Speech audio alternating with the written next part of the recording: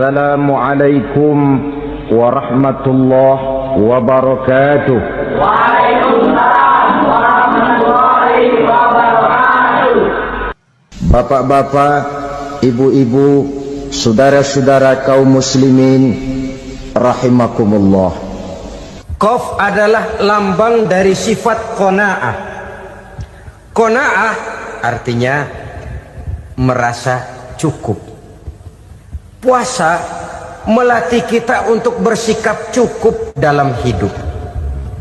Kalau kita perturutkan menjelang saat berbuka, menunggu waktu berbuka, istilah orang di Jawa Barat ngabuburit katanya, kita menunggu saat berbuka, segalanya saja ingin kita beli, segalanya saja ingin kita minum, semuanya saja ingin kita makan. Sebab nafsu sudah begitu berupa, perut sudah sedemikian lapar, kerongkong sudah sedemikian haus, rasanya semuanya saja ingin kita telan. Tapi tahukah kita bahwa setelah maghrib berbunyi, berapa banyak yang kita makan, berapa banyak yang kita minum? Sesuaikah dengan keinginan kita tadi siang? Tadi siang semuanya ingin kita makan, tadi siang semuanya ingin kita minum. Setelah berbuka, berapa banyak yang kita makan, berapa banyak yang kita minum? Itulah kehidupan. Segalanya ingin kita kuasai, segalanya ingin kita punyai, tapi berapa sih yang benar-benar kita perlukan? Maka orang kaya adalah orang yang hidupnya cukup. Orang miskin hakikat yang selalu merasa kurang. Bagaimanapun besar rumah, banyak uang kita, berpuluh kendaraan kita, kalau hidup selalu merasa kurang, itu artinya kita masih miskin. Maka jikalau ingin menjadi orang kaya, kuncinya hakikatnya cuma satu, hati kita merasa cukup dengan yang diberikan Allah, bersyukur atas segala nikmatnya, dan dengan syukur itu, nikmat itu akan ditambah oleh Allah Subhanahu wa ta'ala. Puasa menimbulkan sifat qanaah, dan qanaah adalah watak daripada orang-orang yang bertakwa kepada Allah Subhanahu wa ta'ala. Persis seperti orang minum air laut. Makin diminum makin haus, makin diminum makin kering tenggorokan. Begitulah orang berhadapan dengan materi. Tadinya dia akan senang kalau dia merasa punya tanah ratusan hektar. Sudah ratusan hektar, tidak cukup ngelamun lagi, alangkah nikmatnya kalau bisa beli gunung. Gunung dibeli. Sudah punya gunung, lihat laut. Aduh, kalau laut juga bisa dibeli, beli lagi laut. Sudah punya laut, lihat ke atas langit, ada yang jual apa enggak ya?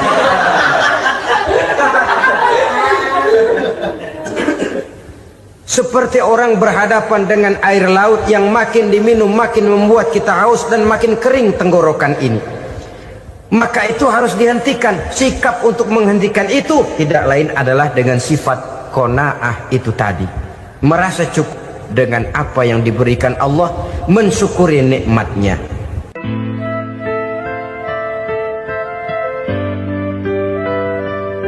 Assalamualaikum warahmatullahi wabarakatuh.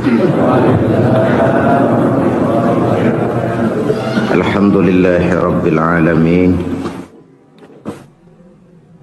wa bihi nasta'inu ala umuri dunya waddin.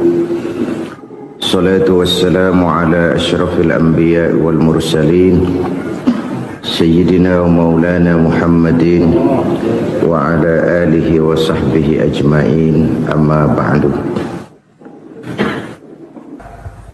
Pada pertemuan kali ini secara khusus kita akan membicarakan tentang puasa ini. Kita akan mulai dari yang pertama, puasa sunnah.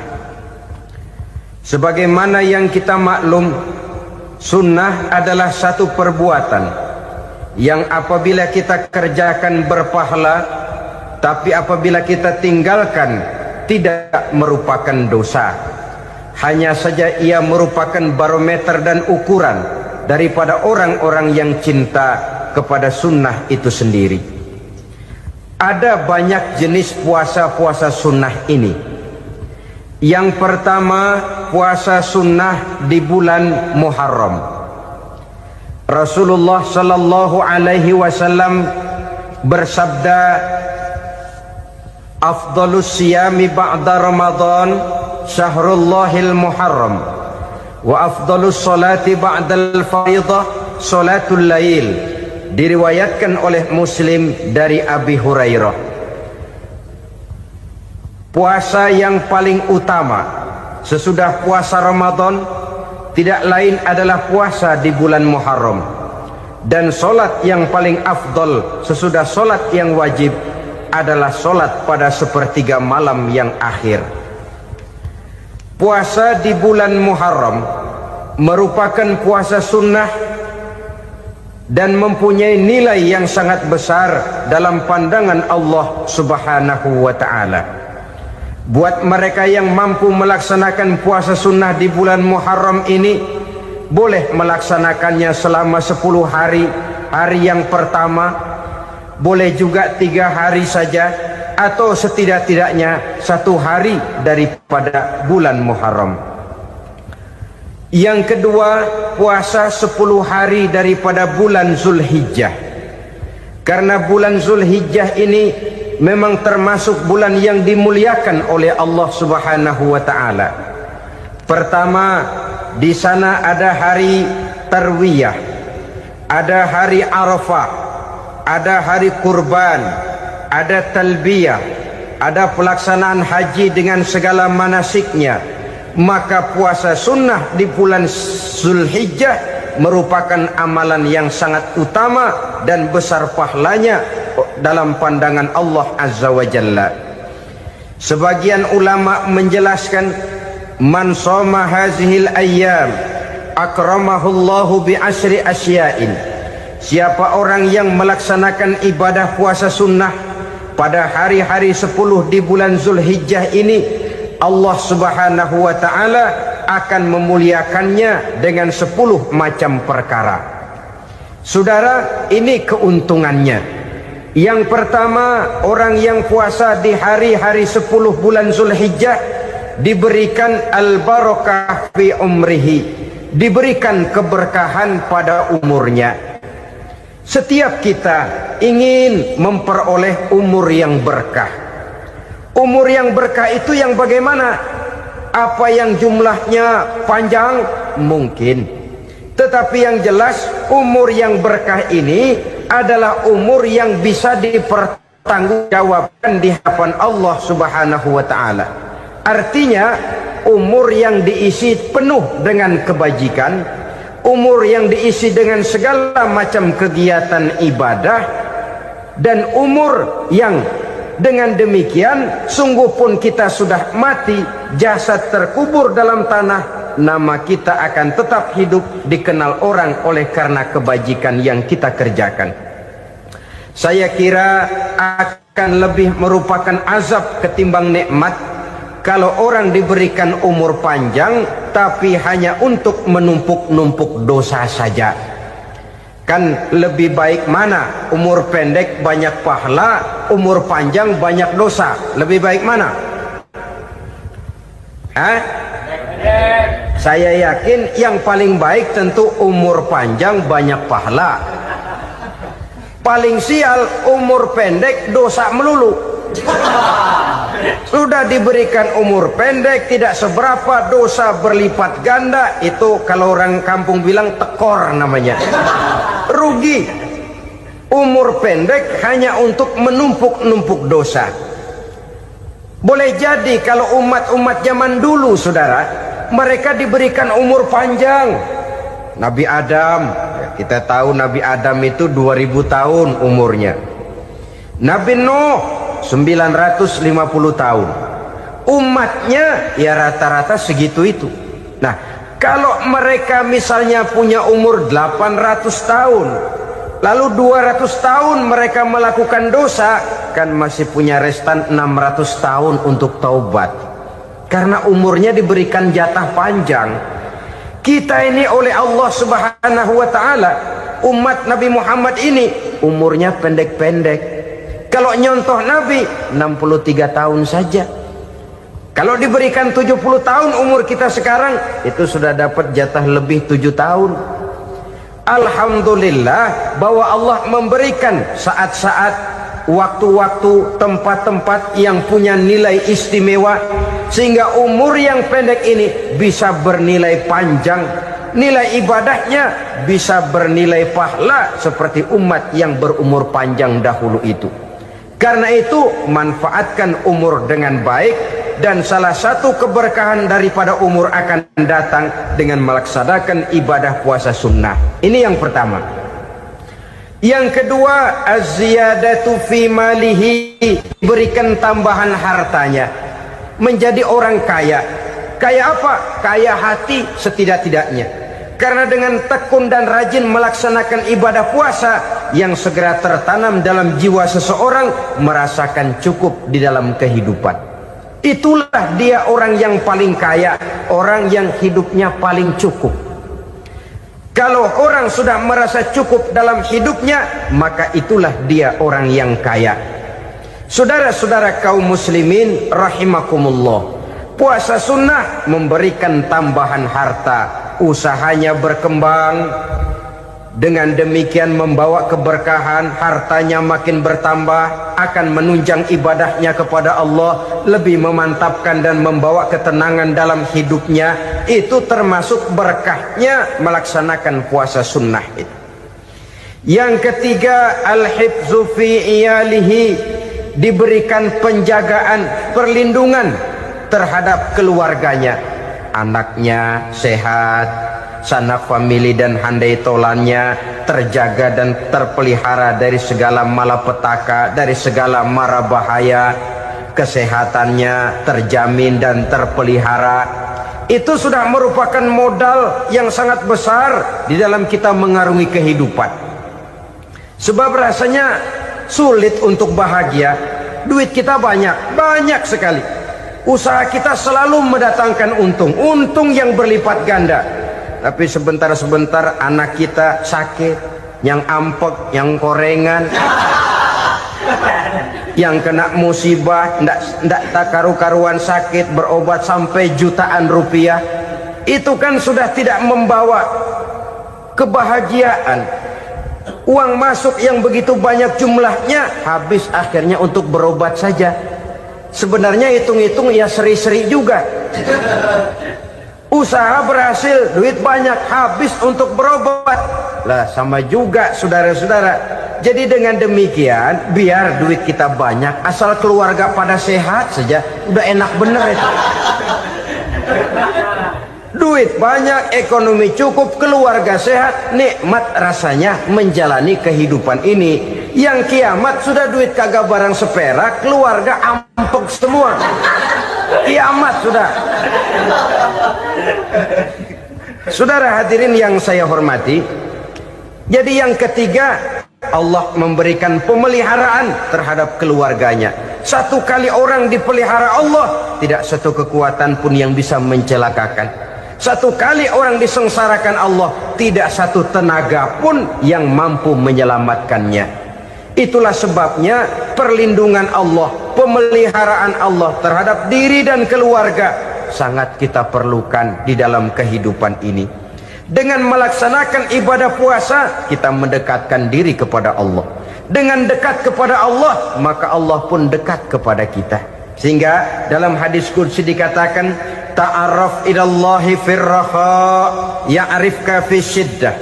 Ingatlah kepada Allah di waktu kamu senang, agar Allah ingat kepada kamu di waktu kamu susah. Yang kita laksanakan kadang-kadang sebaliknya. Waktu susah kita ingat Allah, waktu senang kita lupa Allah. Akhirnya nanti pada waktu kita melarat, kebelangsak, susah dan sebagainya, pertolongan tidak akan datang kepada kita. Benar, ta'arraf ilallah firraha ya'rifka fi syiddah.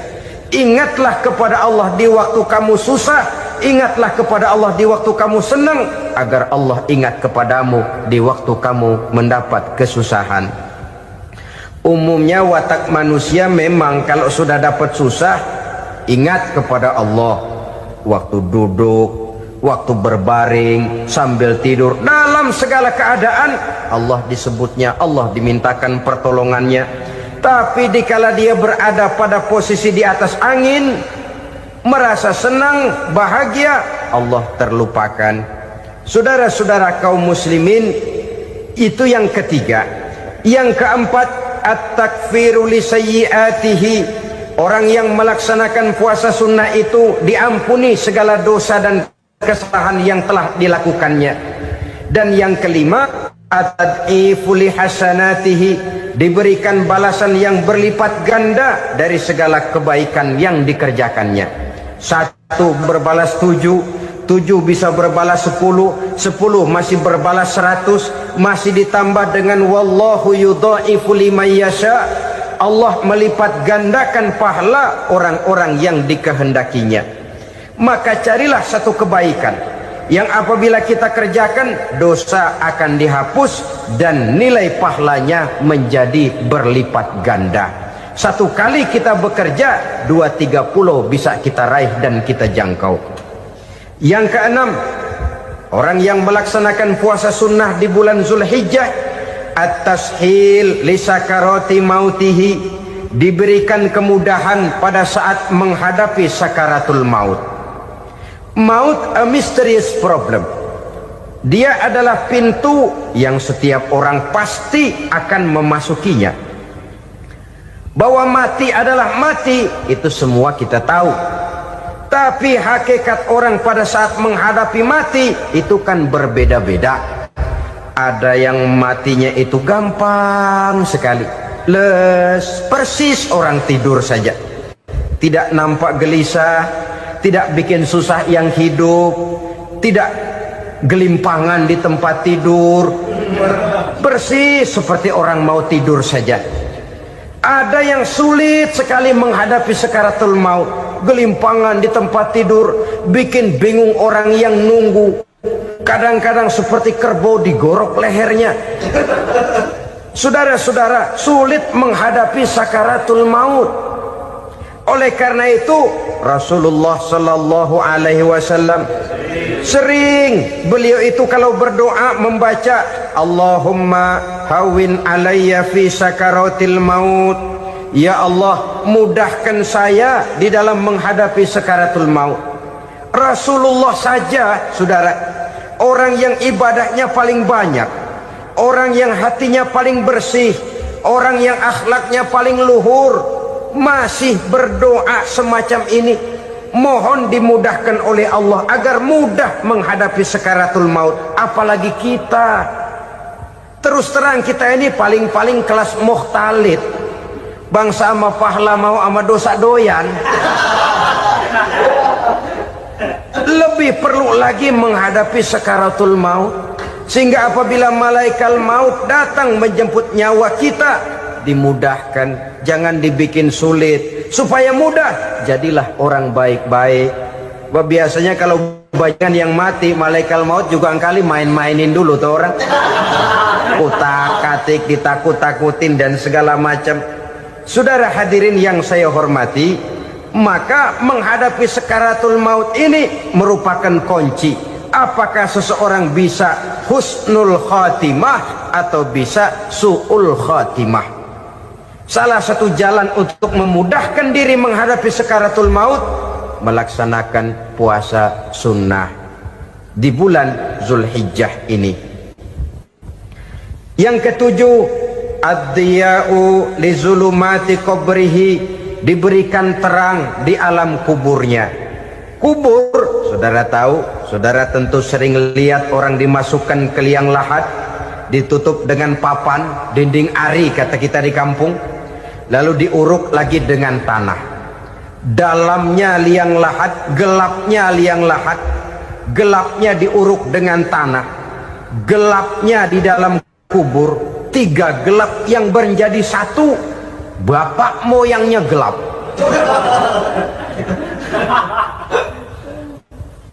Puasa sunnah ini merupakan terang di alam kubur kita nanti.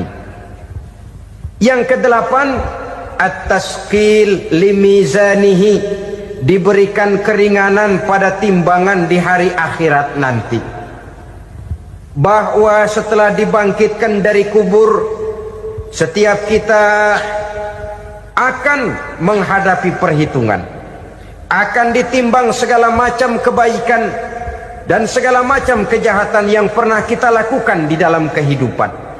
Orang yang melaksanakan ibadah puasa sunnah at-tasqilu li mizanihi, diberikan keringanan timbangan hari akhiratnya nanti. Yang kesembilan, an-najah minal bala, diberikan keselamatan dari segala macam bencana. Dan yang ke-10, as-su'ud ala darajatihi, diberikan ketinggian, naik derajatnya, derajat di dunia, lebih-lebih lagi derajat di akhirat nanti. Ini keutamaan yang diberikan Allah Subhanahu wa ta'ala kepada mereka yang melaksanakan ibadah puasa 10 hari di bulan Zulhijjah menurut penjelasan sebagian dari para ulama kita. Jadi setelah puasa Muharram ada lagi puasa Zulhijjah. Kemudian puasa sunnah yang ketiga, puasa sunnah pada hari Senin dan hari Kamis. Apa sumber hukumnya? Diriwayatkan oleh Imam Muslim dari Abi Qatadah, Rasulullah Shallallahu Alaihi Wasallam ditanya tentang puasa pada hari Senin. Kenapa Rasul melakukan itu? Beliau menjawab, zalika yaumu wulidtu fihi wa yaumu bu'istu au unzila alayya fihi. Hari Senin itu adalah hari di mana aku dilahirkan dan hari di mana aku dibangkitkan. Wahyu pertama turun kepadaku pun pada hari itu. Maka sunnah melaksanakan puasa pada hari itu. Adapun hari Kamis, ada hadis yang diriwayatkan oleh Imam Turmuzi dari Abi Hurairah, Nabi bersabda, tu'radul a'malu yaumul isnaini wal khamisi fa uhibbu an yu'radu amali wa ana sha'im. Disetor amal setiap manusia pada hari Senin dan pada hari Kamis. Maka aku ingin, kata Nabi, agar pada saat amalku disetor itu aku sedang puasa.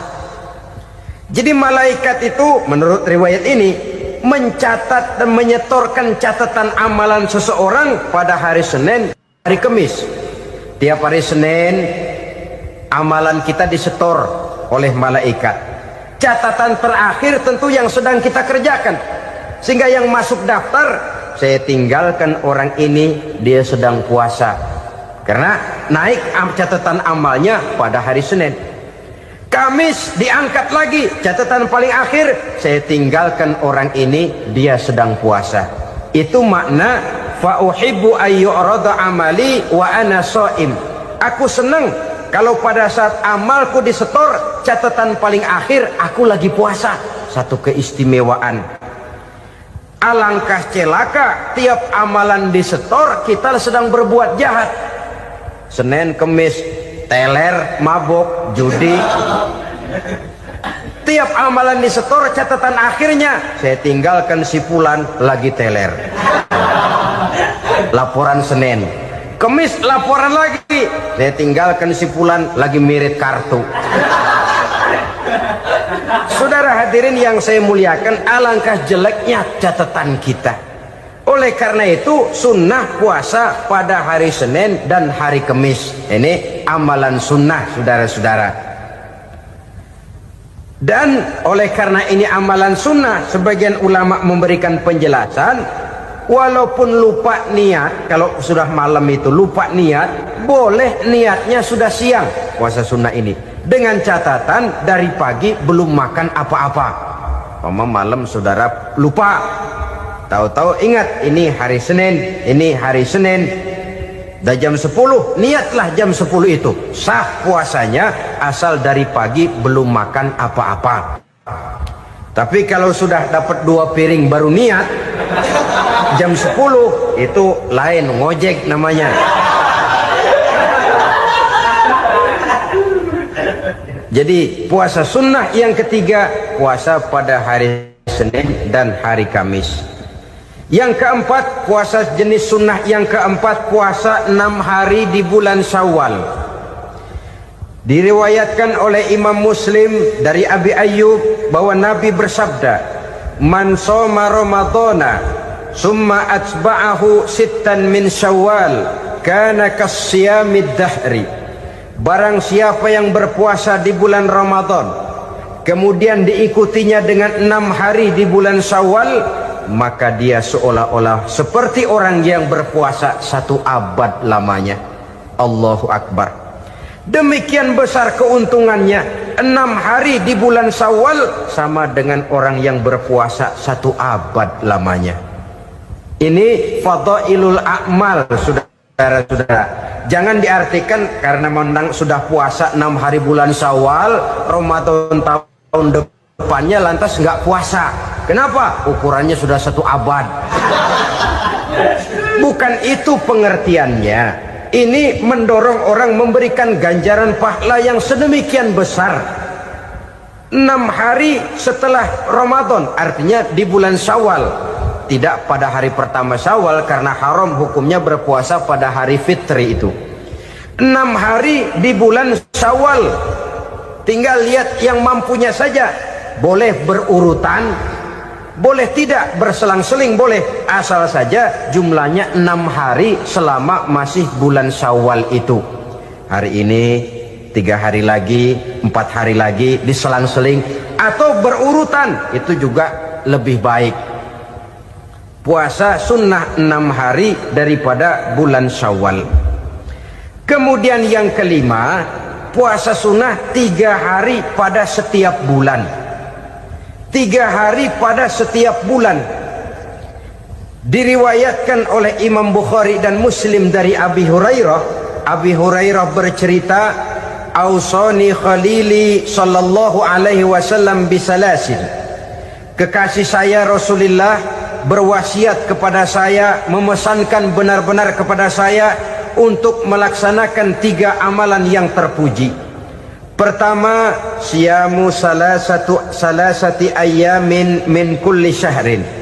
Puasa 3 hari dalam setiap bulan. Ini wasiat yang pertama.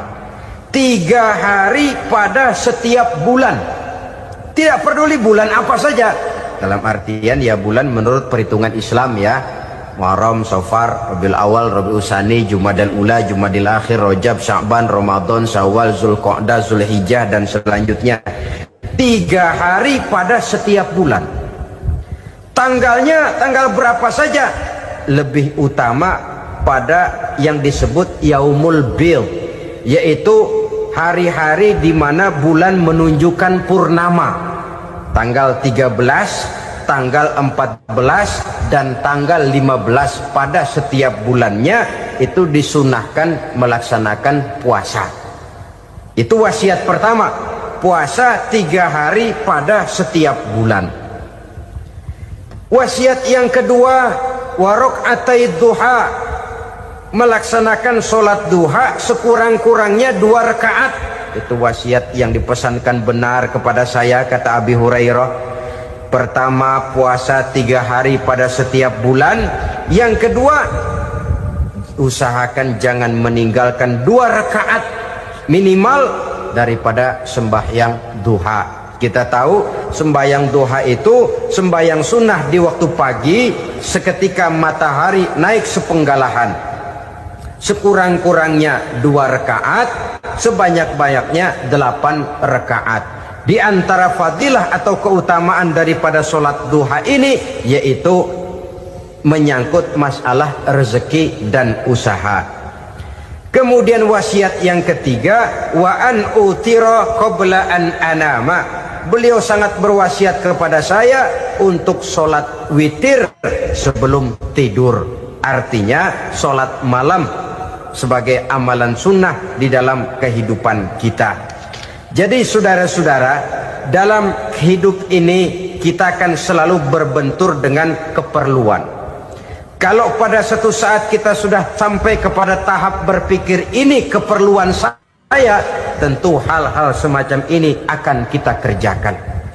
Kita belum tergerak melaksanakan ini semua oleh karena barangkali kita merasa belum memerlukannya. Karena itu marilah kita berusaha di samping melaksanakan puasa yang wajib juga melaksanakan puasa yang sunnah di dalam kehidupan kita. Ini jenis puasa-puasa yang sunnah. Kemudian yang kedua, ada macam puasa yang disebut puasa nazar. Hukum pelaksanaannya wajib apabila nazarnya sudah terwujud. Puasa nazar, puasa yang dikaitkan dengan suatu persoalan. Umpamanya, kalau saya lulus ujian, saya akan puasa 1 minggu lamanya. Begitu ujiannya ternyata lulus, dia wajib bayar nazarnya. Puasa 7 hari, tidak lagi sunnah tapi wajib karena dia nazarkan. Asal saja tidak sah nazar kepada yang makruh apalagi kepada yang haram. Umpamanya nazar kalau tembus 6 nomor mau puasa 3 hari. Itu nazar semacam itu bukan saja tidak sah tapi haram hukumnya. Tidak boleh nazar kepada yang makruh apalagi kepada yang haram. Jadi apabila maksud yang sudah kita niatkan tercapai, wajiblah nazar itu dibayar, yaitu kalau nazarnya sunnah melaksanakan ibadah puasa.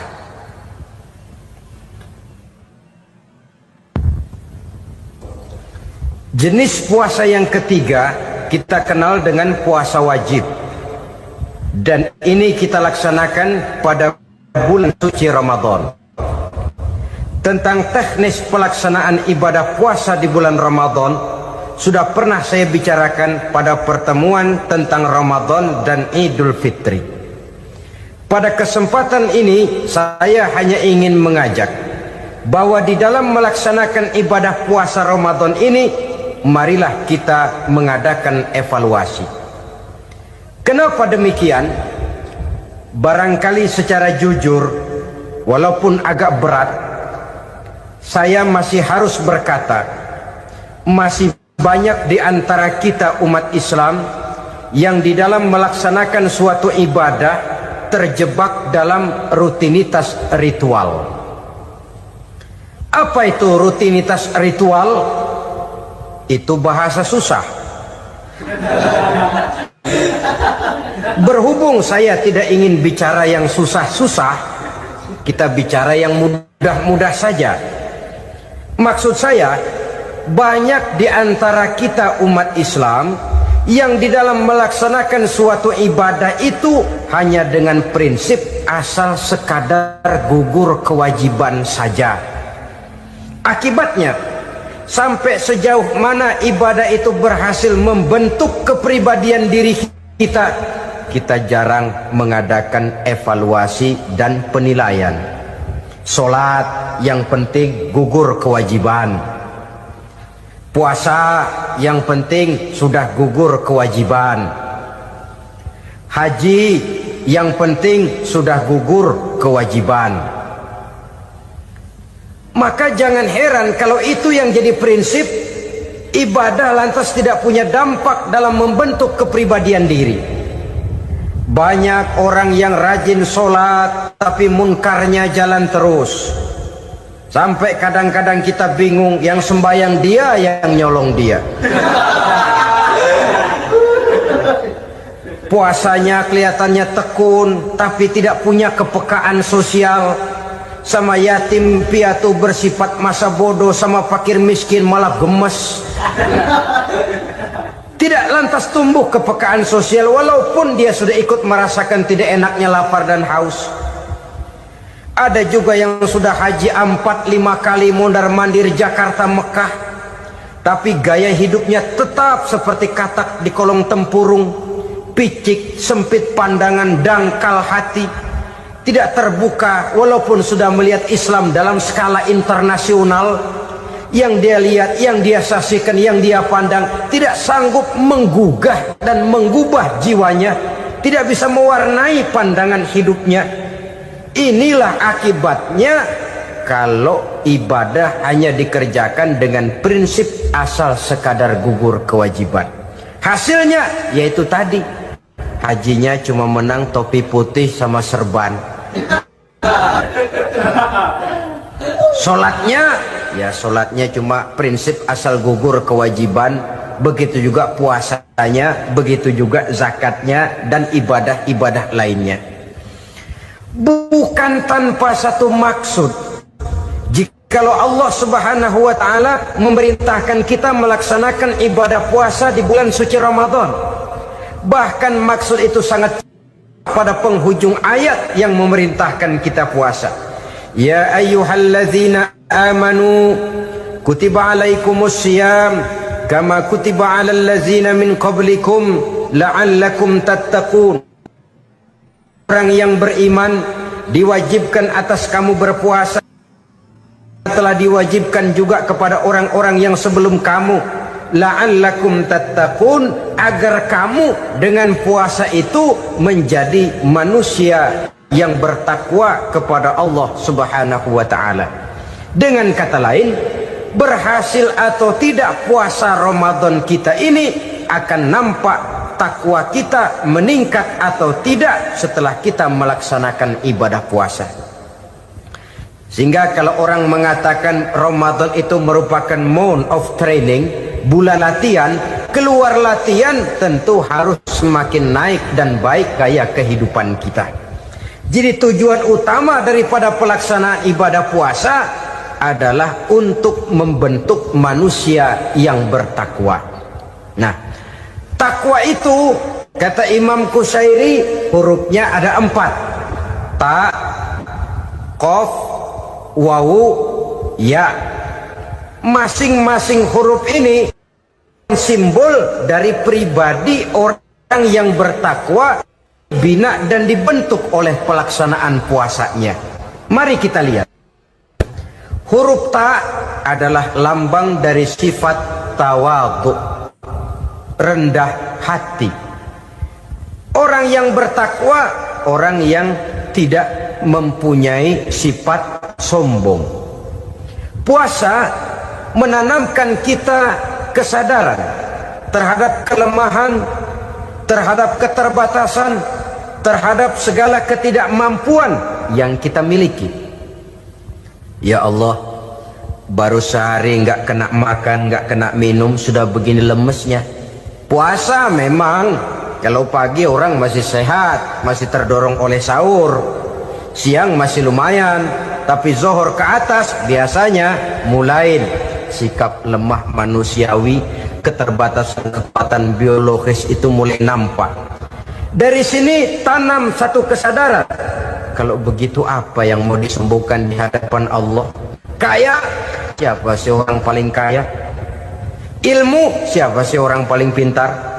Pangkat, siapa sih orang paling tinggi jabatannya?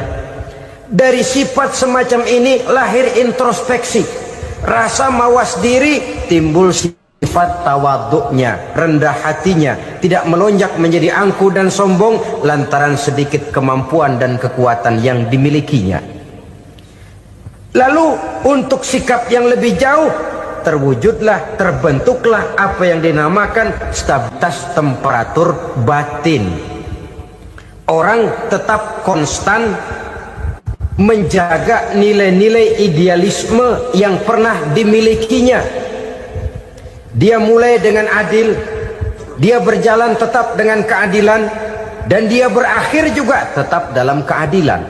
Jangan mulainya adil, tengahnya setengah adil, di akhirnya malah zolim sama sekali.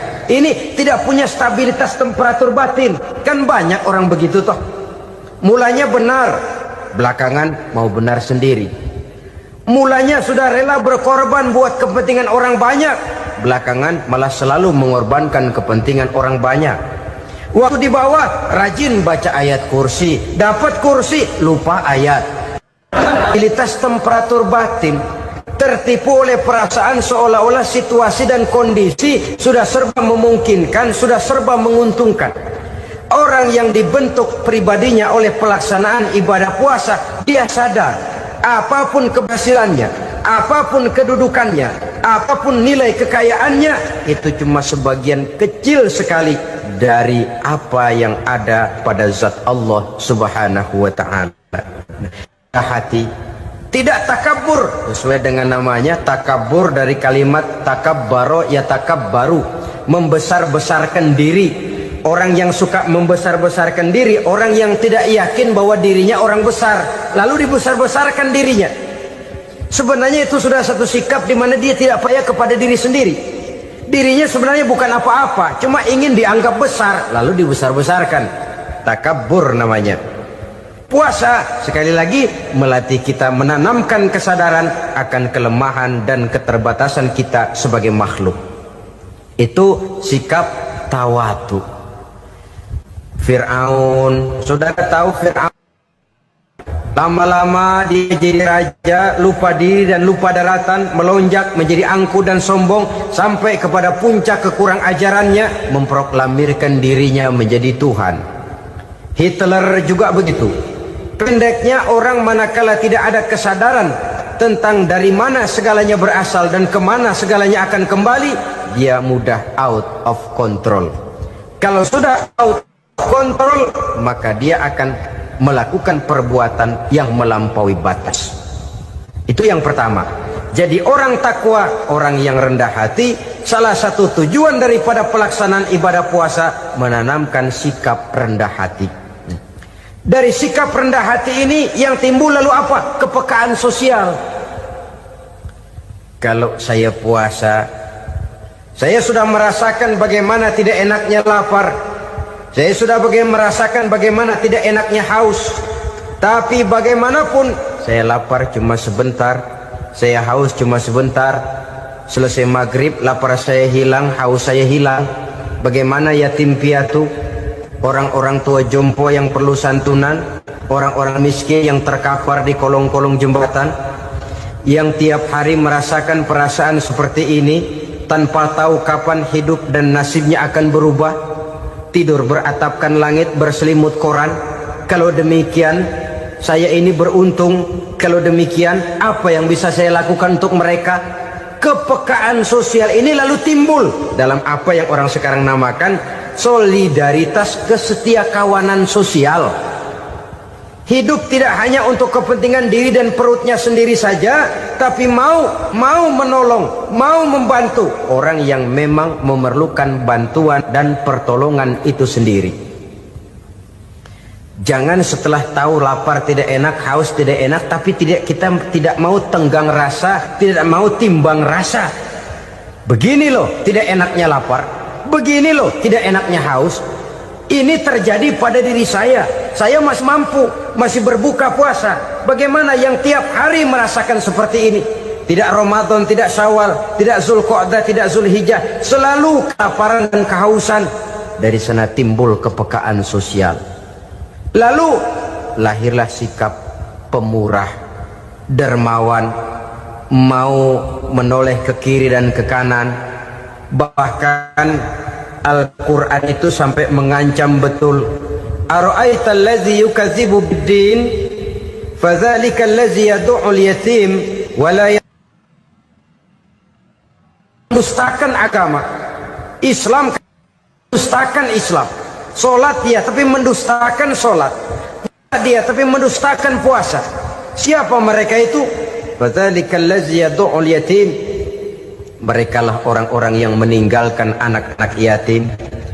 Wa la yahuddu ala ta'amil miskin, dan tidak pernah memberi pertolongan, tidak memerintahkan memberi makan kepada fakir miskin, walaupun dia berada pada posisi dan kondisi yang memang dia mampu. Nah, kalau dia tidak mampu itu lain soal.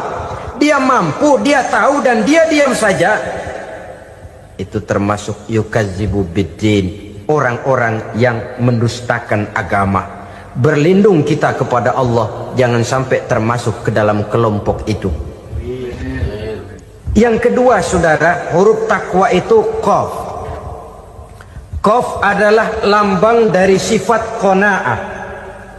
Qanaah artinya merasa cukup.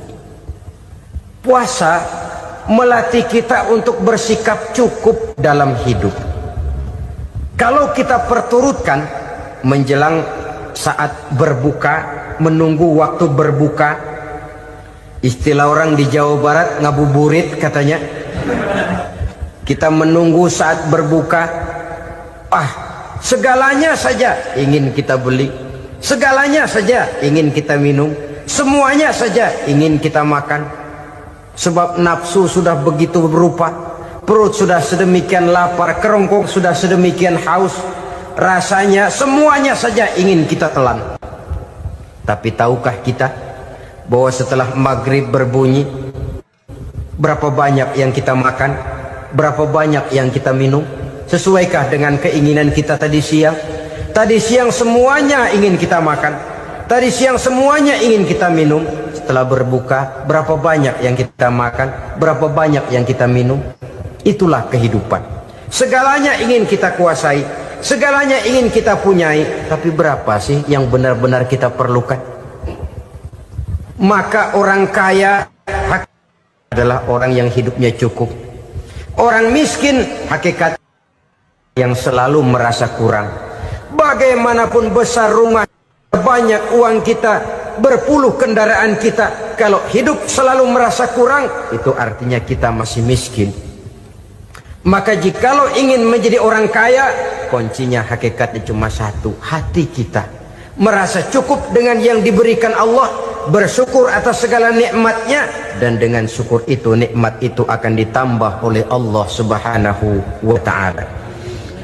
Puasa menimbulkan sifat qanaah, dan qanaah adalah watak daripada orang-orang yang bertakwa kepada Allah Subhanahu wa ta'ala. Persis seperti orang minum air laut, makin diminum makin haus, makin diminum makin kering tenggorokan. Begitulah orang berhadapan dengan materi. Tadinya dia akan senang kalau dia merasa punya tanah ratusan hektar. Sudah ratusan hektar, tidak cukup ngelamun lagi, alangkah nikmatnya kalau bisa beli gunung. Gunung dibeli. Sudah punya gunung, lihat laut. Aduh, kalau laut juga bisa dibeli, beli lagi laut. Sudah punya laut, lihat ke atas langit, ada yang jual apa enggak ya?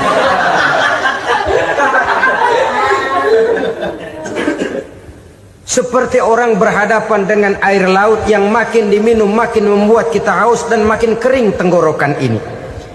Maka itu harus dihentikan. Sikap untuk menghentikan itu tidak lain adalah dengan sifat qanaah itu tadi, merasa cukup dengan apa yang diberikan Allah, mensyukuri nikmatnya. Itu yang kedua.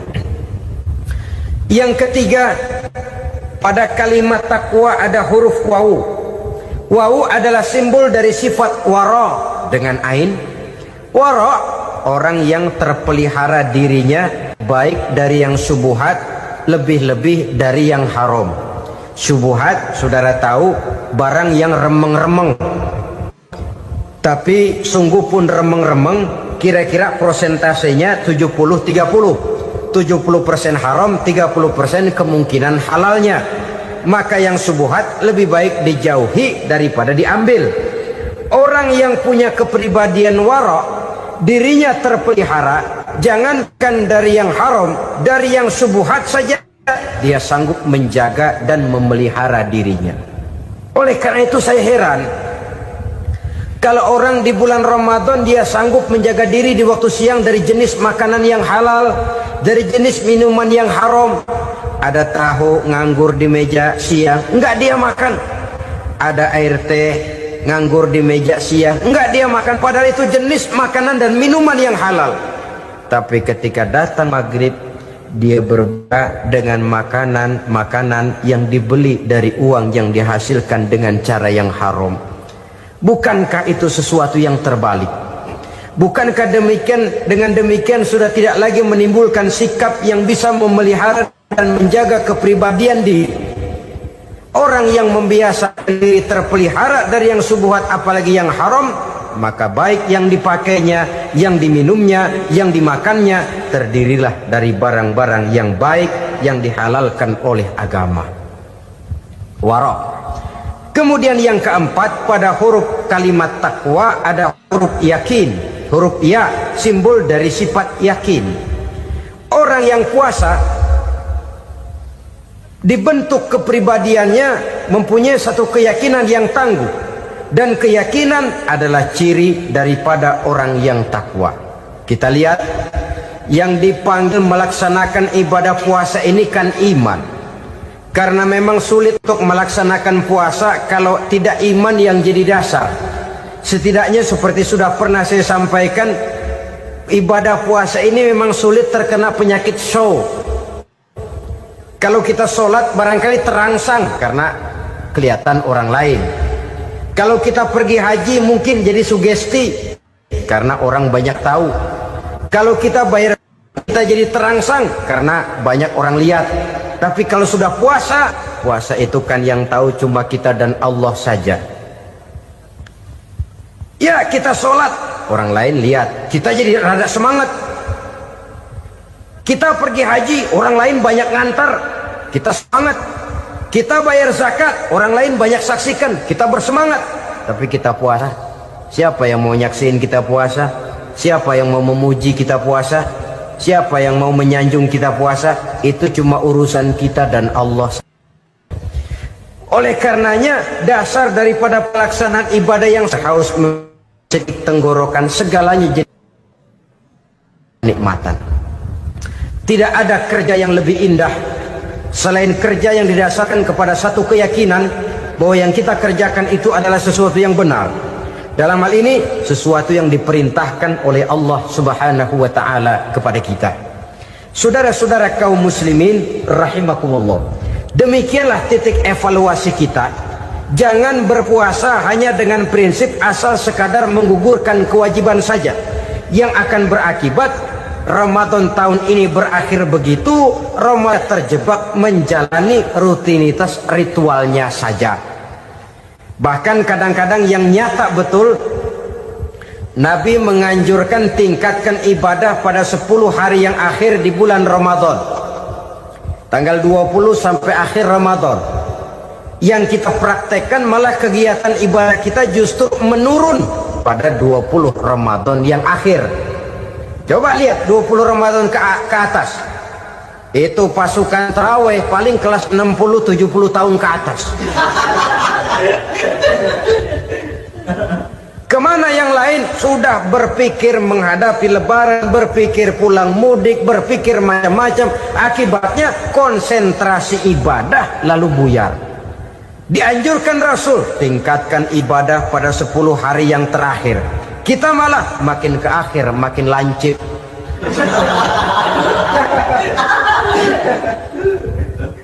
Saudara-saudara kaum muslimin rahimakumullah, kita terjebak oleh sesuatu yang sementara, oleh sesuatu yang bersifat kulit, lalu meninggalkan isinya.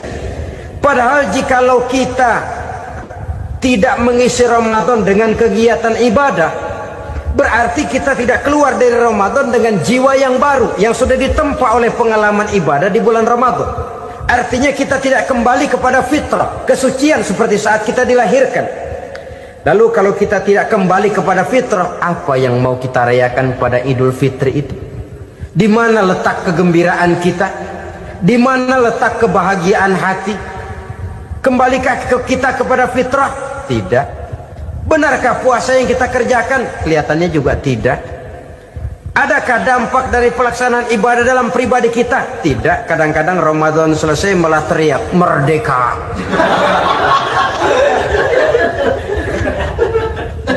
Kalau tadinya Ramadan dia merasa terhalang, mau keluar siang, mau makan siang, bulan puasa, mau minum siang, bulan puasa, mau gandengan, bulan puasa. Ramadan selesai, kibarin bendera, teriak merdeka. Lalu kembali merajalela. Saudara-saudara, dampaknya tidak akan kelihatan. Padahal puasa yang baik, la'allakum tattaqun, membentuk manusia yang bertakwa kepada Allah Azza wa Jalla. Nah, sekarang apa kemudahan dan keistimewaan yang akan diberikan Allah kepada mereka yang sampai kepada tingkat takwa ini? Al-Quran menjelaskan, pertama, may yattaqillaha yaj'al lahu makhraja. Barang siapa yang bertakwa kepada Allah Subhanahu wa taala, maka dia akan diberikan makhraja. Makhraja itu jalan keluar dari segala macam kesulitan. Jalan keluarnya ada saja. Menurut ukuran kemampuan dia tidak mungkin, mustahil, tidak bisa, mana mungkin. Tapi pada waktunya ada saja jalan keluarnya. Termasuk jenis yang yaj'al lahu makhraja. Orang yang bertakwa kepada Allah selalu diberikan jalan keluar dari segala kesulitan yang dihadapinya. Siapa sih orangnya yang tidak pernah sulit dalam hidup ini? Siapa orang yang tidak pernah mengalami kesulitan?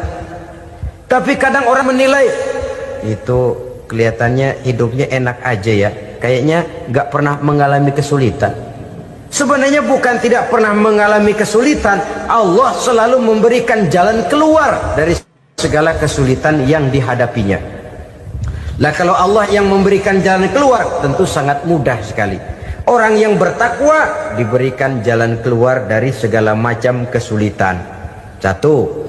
Yang kedua, wa yarzuqhu min haitsu la yahtasib. Dia akan diberikan rezeki oleh Allah dengan jalan yang tidak disangka-sangka. Rezekinya datang dengan cara yang tidak disangka-sangka. Gajinya mungkin kecil, tapi penghasilannya gede. Kan itu yang penting. Gaji dan penghasilan kan lain tuh. Boleh jadi gaji kecil, asal penghasilan gede, kan nikmat hidup itu. Nah, penghasilan ini ada yang bisa kita perkirakan. Bisa kita perkirakan. Misalnya gaji itu tadi. Kalau saya kerja, gaji saya begini. Ada rezeki yang masuk min haitsu la yahtasib. Tidak kita sangka-sangka, tidak kita duga-duga, tahu-tahu ada saja rezeki. Datang orang bawa persoalan yang mendatangkan hasil. Sebab rezeki, jodoh, maut memang seperti bayangan. Kita uber-uber dia lari, kita diem dia diem. Kan gemesin itu. Bayang-bayang itu begitu. Kita kejar, dia lari. Rezeki juga begitu. Kita diam, dia diam. Setengah mati yang namanya rezeki kita cari, kita uber. Ngobek sampai ratusan bohong kita kerjain. Tapi memang belum waktunya, ya sulit untuk tembus. Tapi kadang-kadang giliran kita nongkrong di rumah, datang orang bawain rezeki. Itulah yang namanya rezeki. Tapi ini untuk orang yang bertakwa. Kalau tidak punya kredibilitas takwa, jangan lalu pakai ayat ini. Diberikan Allah dengan rezeki dengan jalan yang tidak disangka. Kan ada ayatnya dah. Kita mah manteng aja di rumah dah. Ntar juga tuh rezeki datang.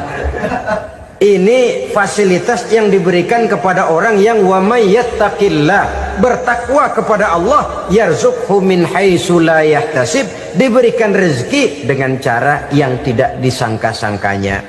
Maka kadar ketakwaan jangan membuat kita buruk sangka. Tuh orang ya nggak kemana-mana, duitnya ada aja. Kalau dia takwa, Allah berikan jalan keluar. Yang lantas ngelihat kiai orangnya ahli ibadah, ilmunya tinggi, akhlaknya luar biasa, takwanya tinggi, rezekinya lancar, lalu husnuzon nih kiai nggak kemana-mana, duitnya banyak, miara tuyul kali ini. Itu termasuk jaminan Allah yang masuk kategori min haitsu la yahtasib. Yang ketiga, yaj'al lahu min amrihi yusra, dimudahkan segala urusannya. Dimudahkan segala urusannya. Kemudian yang keempat, yukaffir anhu sayyiatihi wa yu'azzim lahu ajra, diampuni segala kesalahannya dan dibesarkan pahala kebaikan yang dikerjakannya. Maka mudah-mudahan puasa yang kita kerjakan mengantarkan kita kepada ketakwaan kepada Allah, dan takwa membuka janji Allah kepada kita di dalam kehidupan ini. Inilah saja yang kita bicarakan pada pertemuan ini. Mudah-mudahan ada manfaatnya. Terima kasih atas segala perhatian. Mohon maaf atas segala kekurangan. Usikum wa nafsi bitaqwallah. Wassalamualaikum warahmatullahi wabarakatuh. Waalaikumsalam warahmatullahi wabarakatuh. Assalamualaikum warahmatullahi wabarakatuh. Waalaikumsalam warahmatullahi wabarakatuh. Alhamdulillahillazi ja'ala 'aidan li'ibadihil mu'minin. Bahwa orang yang menjalankan ibadah Ramadan dengan baik, dalam arti siang dia laksanakan ibadah puasa, sementara dia hidupkan malam-malam Ramadan dengan sholat tarawih, i'tikaf, tadarus Al-Quran dan sebagainya. Orang yang semacam itu keluar dari Ramadan dijanjikan oleh Allah, ghufira lahu ma taqaddama min zambihi, diampunkan segala dosa yang pernah dia kerjakan. Sehingga ia keluar dari bulan Ramadan seperti bayi baru dilahirkan oleh ibunya, bersih, tidak punya dosa kepada Allah lantaran sudah dibersihkan oleh ibadah Ramadan. Jadi dalam Islam dosa itu ditebus dengan taubat, dengan amalan kita sendiri, bukan dengan uang, tidak juga dengan beras. Saya percaya kalau dosa bisa ditebus dengan beras misalnya, barangkali Menteri Pertanian akan lebih dulu masuk surga. Kalau dosa bisa ditebus dengan uang, mungkin Gubernur Bank Sentral atau para Menteri Keuangan akan menjadi penghuni surga nomor wahid. Dalam Islam dosa ditebus dengan taubat kepada Allah. Orang yang melaksanakan ibadah dengan baik di bulan Ramadan, keluar Ramadan, masuk 1 Syawal seperti bayi baru dilahirkan oleh ibunya. Pantas dia mengucapkan minal aidin, semoga kami termasuk orang yang kembali kepada fitrah, suci, bersih. Dia rayakan hari itu, hari di mana dia kembali kepada kesucian. Itulah hakikat daripada Idul Fitri. Dengan kata lain, Idul Fitri ini tidak bisa dilepaskan kaitannya dengan ibadah Ramadan. Hanya oleh karena kita melaksanakan ibadah Ramadan, maka kita rayakan Idul Fitri. Dengan bahasa yang lebih langsung, sebenarnya yang berhak merayakan Idul Fitri mereka yang mengisi Ramadan dengan kegiatan ibadah. Saudara-saudara kaum muslimin yang berbahagia, lalu bagaimana prosesnya? Yang pertama, manakala datang senja akhir Ramadan, wajiblah kita mengeluarkan zakat fitrah. Sebab Rasulullah sallallahu alaihi wasallam bersabda, "Saumul 'abdi mu'allakun ma baina as-sama'i wal ardi hatta yuaddiya shadaqatal fitri." Sesungguhnya puasa seorang hamba bergantung antara langit dan bumi, yakni belum diterima oleh Allah sampai dia mengeluarkan zakat fitrahnya. Memang boleh mengeluarkan zakat fitrah itu sejak awal Ramadan. Itu waktu yang dibolehkan. Jadi saudara tidak mau sibuk, begitu 2 hari puasa lalu bayar zakat fitrah, boleh. Tetapi waktu yang wajib sejak terbenam matahari akhir Ramadan. Waktu yang terbaik untuk membayar zakat fitrah selesai sholat subuh sebelum orang berangkat melaksanakan sholat Idul Fitri. Waktu yang makruh setelah orang selesai sholat Idul Fitri lalu baru bayar zakat fitrah, makruh di situ. Sedangkan waktu yang haram apabila matahari terbenam pada hari raya tanggal 1 Syawal baru mau bayar zakat fitrah, sudah haram hukumnya. Jadi diawali dengan membayar zakat fitrah, dan ini merupakan realisasi daripada latihan puasa, cinta kepada fakir miskin. Orang bilang kan bulan Ramadan itu katanya bulan latihan. Kata orang Jawa, month of training, bulan latihan. Apa sih perlunya latihan? Kalau PSSI masuk latihan, tentu keluar latihan mainannya makin bagus. Elias Pikal masuk latihan, keluar latihan gaya tinjunya makin hebat. Itu perlunya latihan. Kalau latihan tiap hari tapi main kalah terus, orang kan bilang buat apa latihan kalau main kalah terus. Kita muslimin selama Ramadan sebulan penuh masuk latihan. Latihan sabar, latihan jujur, latihan disiplin, latihan sederhana, latihan mengendalikan nafsu. Berhasil atau tidaknya latihan itu kelihatan dalam gaya hidup kita sesudah keluar Ramadan. Kalau tidak, Ramadan sabar, habis Ramadan habis sabarnya. Ramadan rajin ke masjid, selesai Ramadan selesai ke masjidnya. Ramadan rajin baca Quran, selesai Ramadan selesai rajinnya. Itu pertanda latihan tidak berhasil. Maka salah satu latihan ini kita buktikan kecintaan kita kepada fakir miskin dengan kewajiban membayar zakat dan zakat fitrah. Ya Allah, sudah saya rasakan bagaimana tidak enaknya lapar dan haus. Sudah saya rasakan bagaimana tidak enaknya penderitaan orang-orang fakir dan miskin yang tiap hari kelaparan dan kehausan. Sebagai pertanda, ya Allah, saya keluarkan zakat fitrah ini untuk orang-orang fakir dan miskin. Itu kita keluarkan pada saat matahari akhir Ramadan terbenam. Masuk malam pertama bulan Syawal, malam takbiran kalau istilah di kampung kita ini. Allah Subhanahu wa ta'ala dalam Al-Quran menjelaskan, walitukmilul iddata, hendaklah engkau sempurnakan jumlah bilangan hari puasamu, berpuasa sebulan penuh, 30 hari atau lebih sering 29. Bila sudah sempurna hari puasa itu, walitukabbirullah, hendaklah engkau agungkan Allah, hendaklah engkau bertakbir. Oleh karena itu disunahkan menghidupkan malam 1 Syawal, malam hari raya Idul Fitri itu dengan memperbanyak takbir.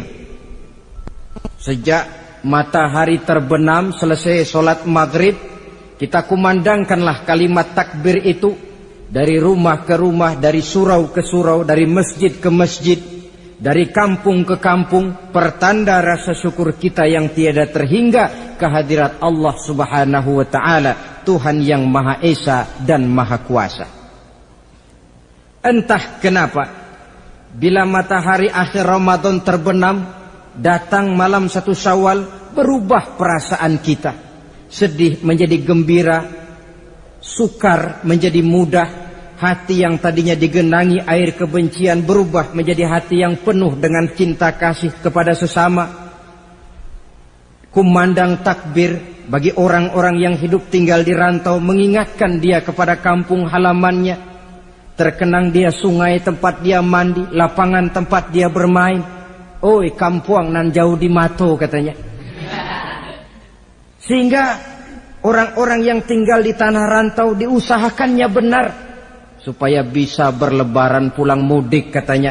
Nak berkumpul dengan sanak keluarganya supaya lebih mudah bersilaturahmi sambil mengenang masa-masa lalu di kampung halaman. Jadi setelah zakat fitrah kita tunaikan, sambutlah malam Idul Fitri itu dengan memperbanyak takbir. Ini disunahkan. Menghidupkan malam lebaran dengan memperbanyak takbir, bukan memperbanyak bakar petasan. Itu kan pekerjaan mubazir, dan mubazir itu jelas perbuatan setan. Ada yang bilang katanya bakar petasan itu nambah syiar. Syiar macam mana datang dari petasan? Sebagian lagi berjaga-jaga juga, tapi bukan dengan memperbanyak takbir. Bergadang-gadang di pinggir jalan, ngebut dengan kendaraan aneka warna. Tidak itu yang diajarkan agama.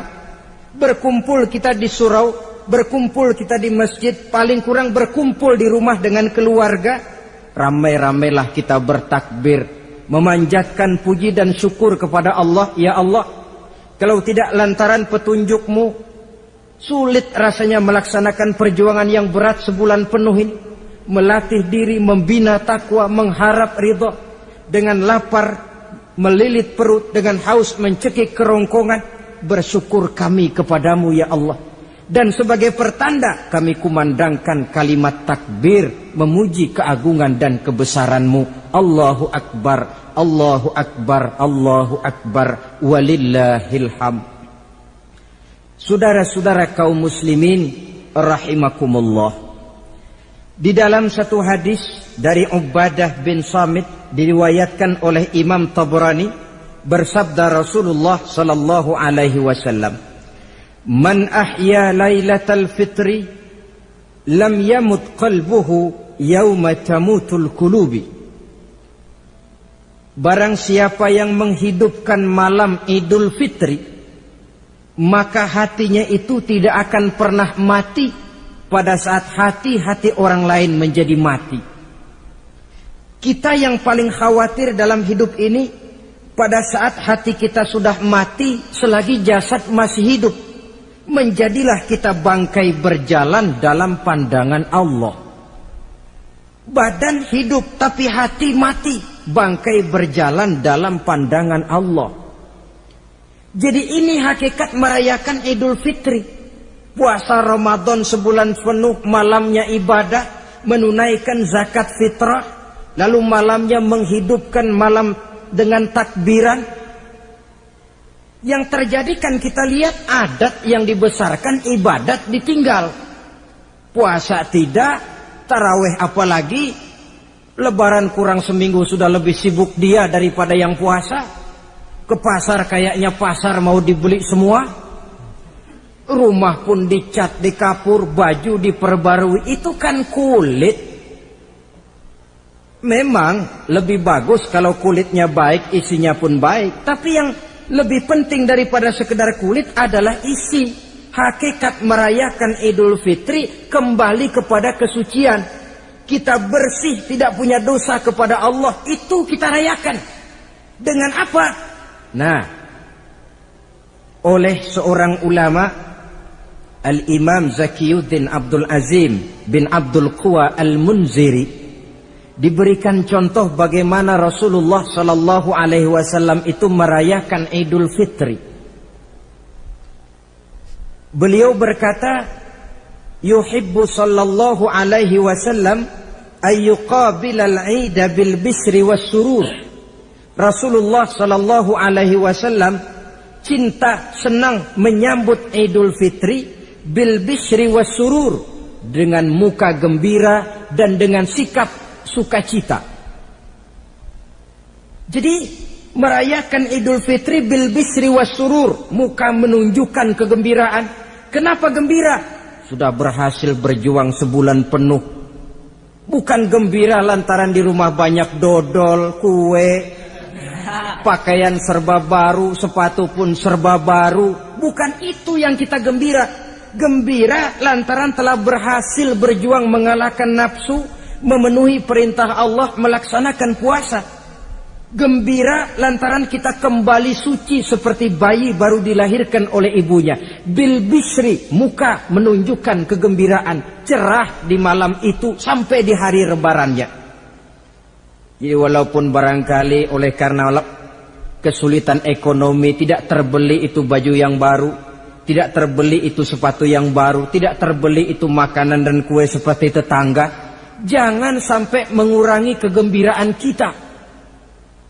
Tidak boleh menyambut lebaran itu dengan manyun. Tahu manyun? Tahu. Mukanya sudah macam asam sama kukusan. Tidak ada menunjukkan sikap kegembiraan. Nabi menghadapi hari itu bil bisri was surur, dengan muka cerah dan dengan sikap gembira. Tapi gembira dalam arti tetap pada jalur kontrol. Lalu apa lagi? Wattaubatu lillahi ta'ala, dengan tetap melaksanakan taubat kepada Allah. wan nadam 'alal khataya, menyesal terhadap segala kesalahan yang pernah dikerjakan. Itu yang dilakukan baginda Nabi di hari raya. Wa masalihatil khusum, memperbaiki orang-orang yang bermusuhan. Wal akhzi binasiril mazlum, menolong orang-orang yang teraniaya. Wasillatil arham, melaksanakan silaturahmi. Wal ihsan ilal fuqara, berbuat kebaikan kepada kaum fakir miskin. Wa ziyaratil aqarib, menziarahi, mengunjungi kaum kerabat. Itu hakikat di dalam melaksanakan Idul Fitri. Jadi jangan terbalik, sudah merasa baju baru, ini kan lebaran, merdeka. Kalau kemarin Ramadan kita dikekang, tidak boleh begini, tidak boleh begitu, sekarang sudah keluar Ramadan, merdeka. Lalu dirayakannya Idul Fitri dengan bermabuk-mabukan, dengan judi, dengan perbuatan zina. Itu sama saja dengan baju baru habis dicuci sudah diceburin lagi ke dalam comberan. Ini kan ibarat baju masuk Ramadan dicuci sebersih-bersihnya, keluar Ramadan masuk lebaran, tetaplah berusaha menjaga kebersihan itu. Kalau ditinggalkan Ramadan merasa merdeka, melemparkan lagi diri ke lembah dosa, sama saja baju yang sudah putih bersih ditriska bagus-bagus, tapi lalu dilemparkan lagi ke dalam comberan. Na'udzubillah min zalik.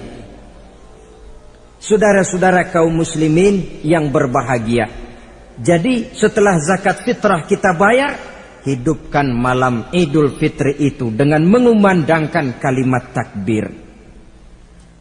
Lalu bila datang sholat subuh di pagi hari pertama bulan Syawal, kita laksanakanlah sholat subuh itu berjamaah. Jangan sampai terbalik, saking kepengennya sholat Idul Fitri, subuhnya enggak. Ini kan sama saja kata orang nyari jarum kapak hilang. Tak membela yang sunnah, yang wajib disia-siakan.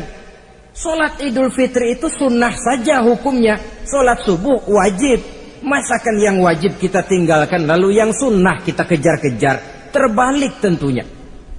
Lalu manakala usai kita sholat subuh masih mengumandangkan takbir, bersiap-siaplah kita untuk berangkat menunaikan sholat Idul Fitri. 2 rakaat, lalu diiringi dengan khutbah hari raya Idul Fitri. 2 khutbah seperti khutbah Jumat itu, khutbah pertama dan khutbah kedua. Kalau selesai melaksanakan sholat Idul Fitri, maka kembalilah kita ke rumah dengan suasana gembira. Untuk apa? Untuk berhalal bihalal. Istilahnya untuk berlebaran, saling meminta maaf. Kenapa? Dengan ibadah Ramadan, dosa kita kepada Allah insya Allah bersih. Tapi kan kita tidak cuma berbuat dosa kepada Allah, kita juga berbuat salah kepada sesama manusia. Dosa kepada Allah, taubat langsung kepadanya, sonder pakai calo. Tidak bisa saudara bikin dosa kepada Allah, datang ke rumah saya, Pak inilah saya kasih uang, tolong mintakan taubat saya kepada Allah. Ya tidak bisa. Dosa kepada Allah langsung bertaubat kepadanya. Tapi dosa kepada sesama manusia, Allah belum akan memberikan ampun kalau kita belum minta maaf kepada yang bersangkutan. Ini sulitnya. Kalau saudara dosa meninggalkan sholat, tobat kepada Allah.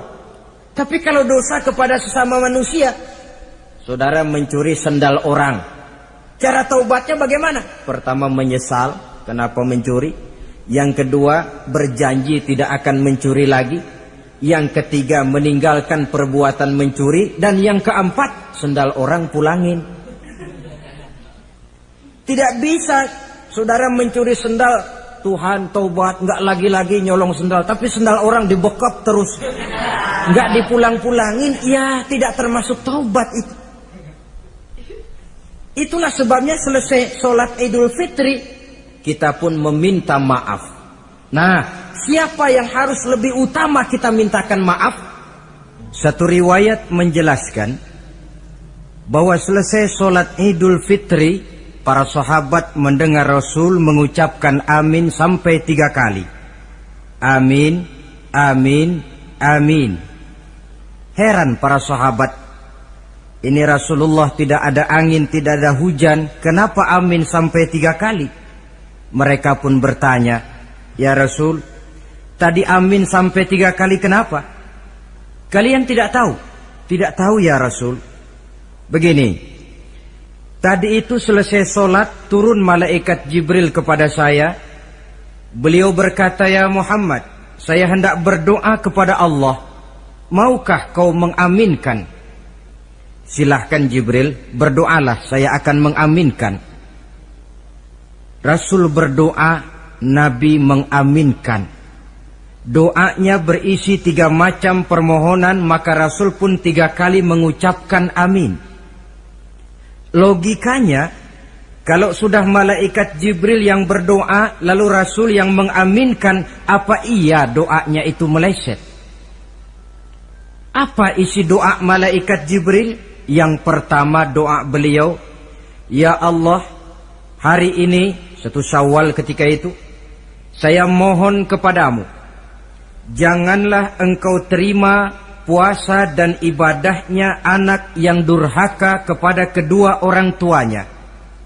Rasul di belakang, amin. Anak yang durhaka kepada ibu bapaknya. Ya Ramadan dia puasa di siang hari, malam dia taraweh, dia tadarus Al-Quran. Kalau sudah durhaka kepada ibu bapaknya, ibadahnya didoakan oleh malaikat Jibril, diaminkan oleh Rasul agar tidak diterima oleh Allah Subhanahu wa ta'ala. Sebab itu manakala usai sholat Idul Fitri, pulang kita ke rumah, bersimpuhlah kepada ibu bapa, meminta maafnya, meminta ridhonya. Ibu kita yang telah mengandungkan kita, melahirkan kita antara pilihan hidup dan mati. Bapak yang pergi pagi pulang sore, peras keringat banting tulang untuk mendidik dan membesarkan kita. Demi setelah kita yang anak ini jadi orang, kadang-kadang lupa kacang akan kulitnya. Bagaimanapun tinggi status sosial seorang anak, bagaimanapun banyak gelar di sandangnya, bagaimanapun kayanya dia, kalau sudah durhaka kepada kedua orang tuanya, alamat hidup tidak akan memperoleh keberkahan. Doa malaikat Jibril yang kedua, ya Allah, hari ini saya mohon kepadamu, jangan engkau terima puasa dan ibadahnya suami istri yang tidak saling memaafkan.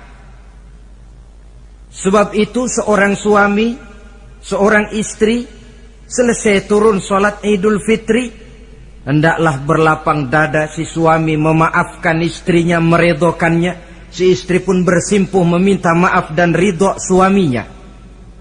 Istri yang durhaka kepada suaminya.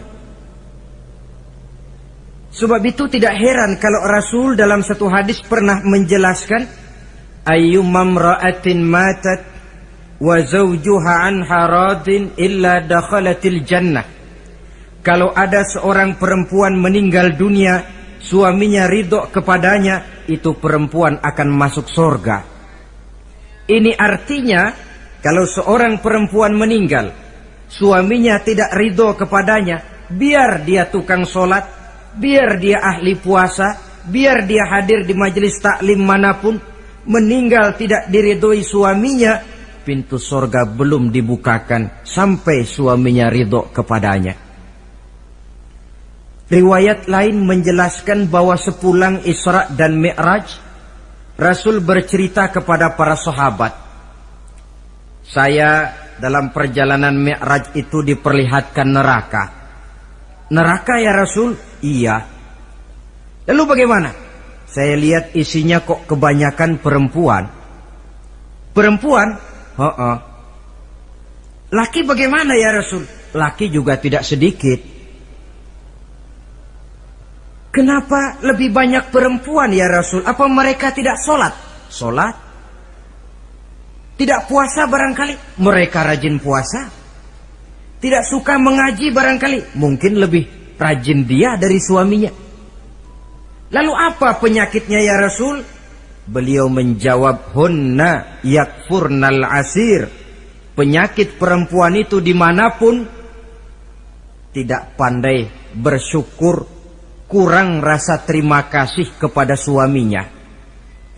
Suaminya yang bertahun-tahun pergi pagi pulang sore, peras keringat banting tulang untuk menghidupi keluarga, sekali saja terselip berbuat salah, hilang jasanya yang bertahun-tahun itu. Cuma salahnya saja yang diingat. Ibarat kata pepatah, panas setahun, habis dibalas oleh hujan satu hari. Habis dibalas oleh hujan satu hari. Malaikat Jibril yang ketiga, ya Allah, hari ini saya mohon kepadamu, janganlah engkau terima puasa dan ibadahnya muslim yang tidak mau memaafkan sesama saudaranya muslim. Tugas kita adalah meminta maaf, tetapi memberi maaf lebih mulia, karena memang memberi maaf lebih sulit daripada meminta maaf. Oleh sebab itu momen hari raya Idul Fitri intinya adalah halal bihalal. Bukan lalu merasa merdeka sudah ditinggalkan oleh Ramadan, berbuat sesuka hati, yang laksana baju sudah dibersihkan tapi dibenamkan kembali ke dalam lumpur. Yang kita inginkan agar bersih hubungan kita dengan Allah dan baik juga hubungan kita kepada sesama manusia. Hadis yang kedua, pada suatu hari ketika kumpul dengan para sahabat, Rasul bertanya, "Atadruna manil muflis?" Saudara-saudara, tahu nggak siapa orang bangkrut, orang sial, orang yang tidak beruntung itu siapa? Pertanyaan yang menarik. Jawaban sahabat macam-macam. Ada yang bilang, al-muflisu fina man la dirham lahu wala mata'. Ya Rasul, menurut pendapat kami, orang yang bangkrut, orang yang sial, yang tidak punya duit dan tidak punya harta. Itu jawab sahabat, dan begitu jawab banyak orang sekarang. Siapa yang banyak uang, raja dia. Yang tidak punya uang, bangkrut dia. Sampai-sampai pepatah orang Arab bilang, innad darahima fil amakini kulliha taksur rijala mahabatan wa jalala. Uang itu di mana-mana katanya bikin hebat orang yang memilikinya. Coba lihat orang yang tidak punya uang dengan yang punya uang, jangan gaya hidupnya, gaya jalannya saja lain. Coba orang kerja itu hari Kamis sama hari Sabtu lain jalannya. Hari Kamis loyo, lesu, manyun. Tapi kalau sudah hari Sabtu gagah bukan main. Kenapa? Ada uang di kantongnya. Wahia lisanun liman arada fasahatan. Uang adalah lidah yang paling fasih untuk bicara. Bicara lidah macet, coba uang yang bicara talk chair. Wahia silahun liman arada qitalan. Uang juga senjata paling ampuh bagi orang yang mau maju ke medan perang. Tapi apa benar begitu? Rasul menjawab, innal muflisa min ummati. Orang yang bangkrut dari golongan umatku. Umatku, bukan orang lain. Bukan mereka yang tidak punya uang, kata Rasul. Bukan mereka yang tidak banyak hartanya. Orang yang bangkrut dari golongan umatku, may ya'ti yaumal qiyamah bi salatin wa siyamin wa zakatin. Orang yang di hari kiamat nanti datang menghadap Allah dengan membawa pahala solat. Sebab waktu di dunia dia tukang solat. Menghadap Allah dia setor, ya Allah ini pahala solat saya. Solat wajibnya, solat sunnah rawatib nawafilnya. Wasiyamin, pahala puasa juga dia bawa setor kepada Allah. Baik puasa wajib Ramadan, puasa sunnah Senin Kemis, puasa sunnah 6 hari di bulan Syawal. Wa zakatin, pahala zakatnya juga dia bawa menghadap Allah di satu pihak. Cuma sayang kata Allah, wa ya'ti qad syatama haza. Dia juga datang membawa dosa karena pernah mencaci maki orang.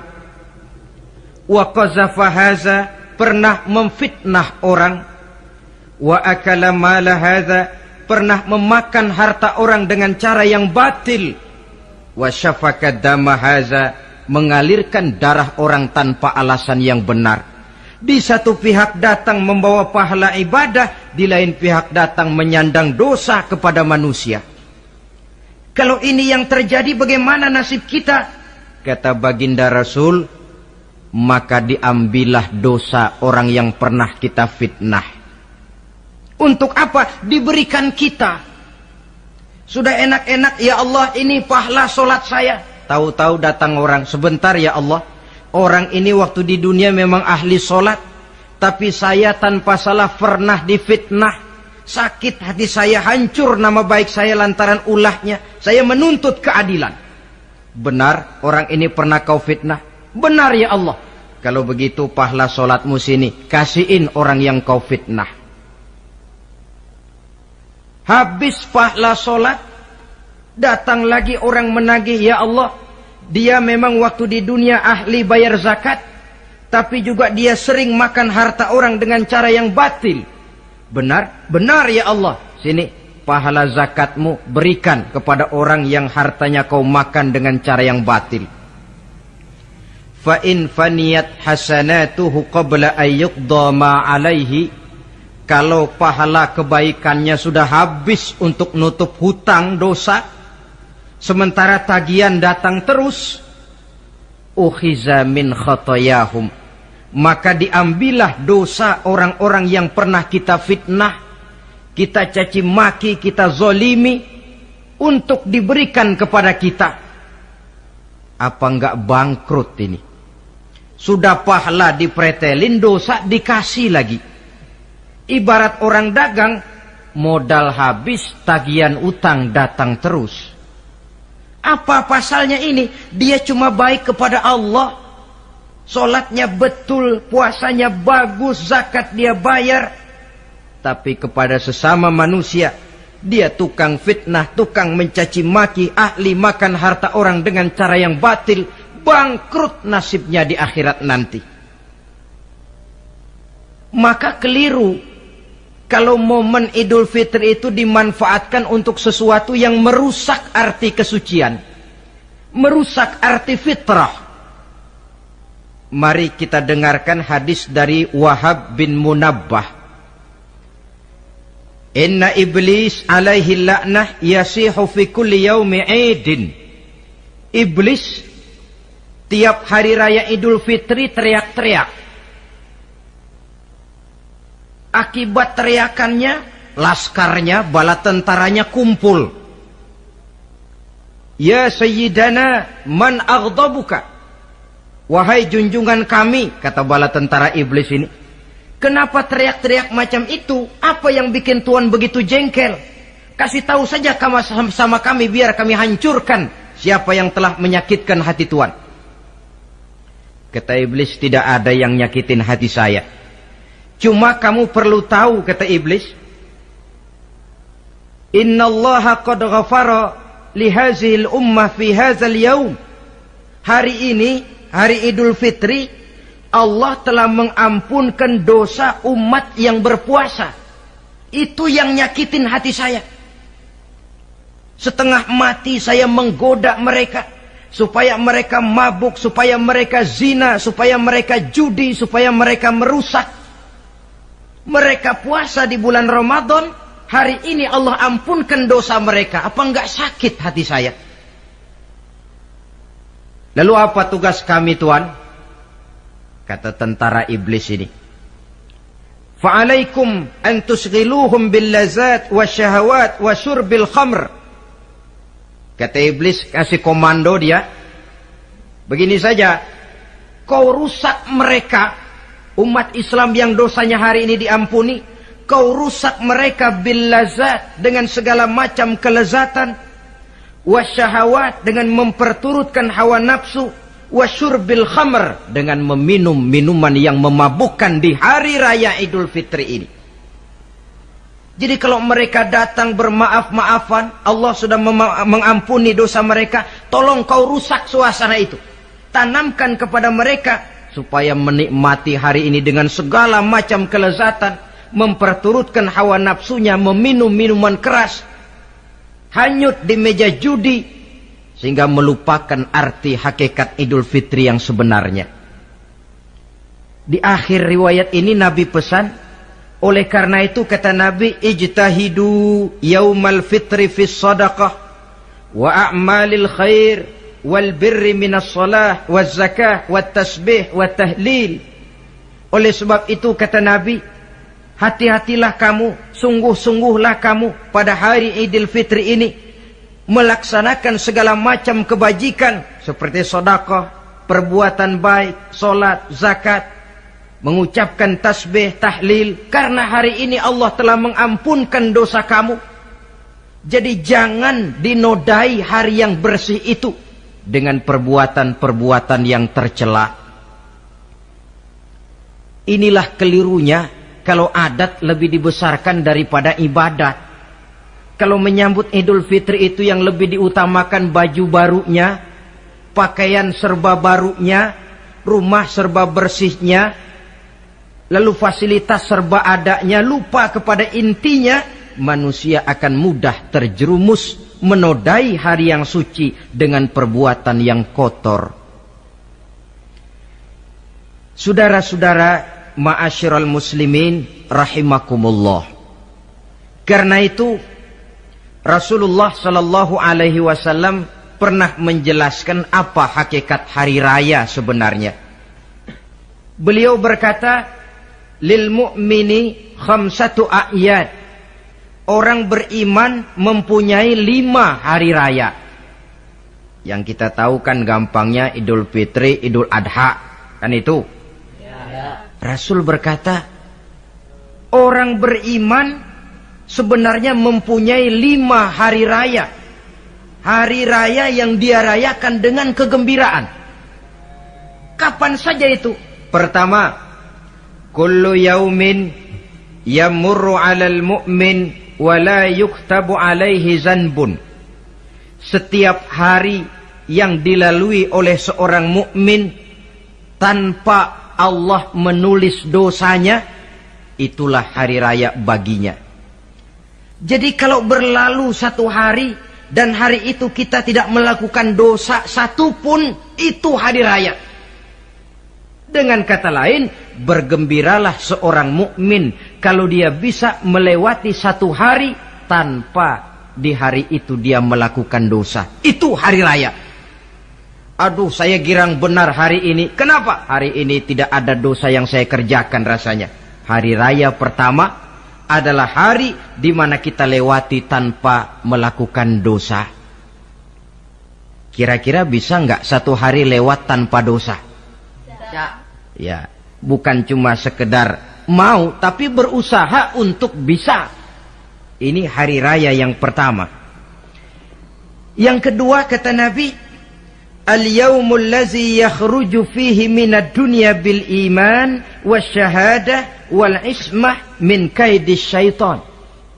Hari di mana dia keluar meninggalkan dunia ini, kembali kepada Allah bil iman, dengan membawa iman, wasyahadah, mengucapkan 2 kalimat syahadat, wal ismah min kaidis syaitan, dan selamat dari tipu daya setan.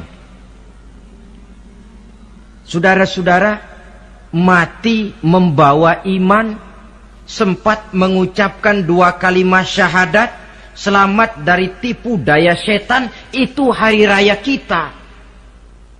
Sebab apa? Yang paling kita khawatir kalau sudah meninggalkan dunia tanpa membawa iman, tidak sempat mengucapkan 2 kalimat syahadat. Nah, supaya kita mati bisa mengucapkan 2 kalimat syahadat, caranya bagaimana? Ya tergantung latihan dan kebiasaan. Orang kepengen kaya mesti latihan kaya. Orang kepengen bisa nyanyi mesti latihan nyanyi. Orang yang dalam hidupnya sering mengucapkan 2 kalimat syahadat, insya Allah di akhir hayatnya pun kalimat itu yang akan diucapkannya. Makanya kalau Allah pesan, La tamutunna illa wa antum muslimun. Jangan kamu mati kecuali dalam Islam. Bagaimana supaya kita mati dalam Islam? Hidup ini pun biasakan dalam Islam.